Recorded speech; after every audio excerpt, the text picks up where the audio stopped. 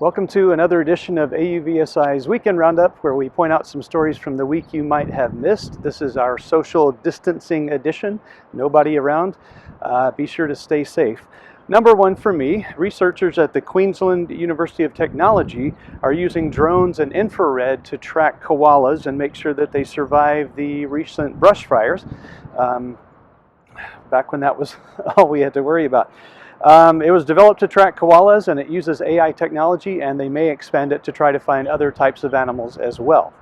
Second up, Shark Robotics from France has unveiled a decontamination robot. It looks kind of like a cooler on top of a robot, and it's able to disinfect 20,000 square meters in about 3 hours of surface areas. Starsky Robotics, it's kind of a sad story. They were a pioneer in the automated trucking industry, have now folded, and the CEO has some thoughts on that.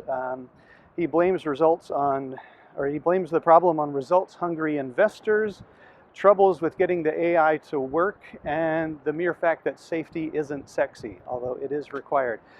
Plenty of other companies still in that space, but we thought it was important to point this out. And now I will pitch over to Brian and his remote location. First, Ehang has announced a strategic partnership with Lydia, Spain, as its fourth urban air mobility pilot city across the globe. As part of the partnership, Ehang will launch a pilot operation program of passenger-grade autonomous aerial vehicles, which will seek to explore different application scenarios including tourism. Next, Autonomous Solutions Inc., Phantom Auto, and two other companies recently came together to develop a new, fully unmanned yard truck platform. The companies say that the platform has three distinct advantages.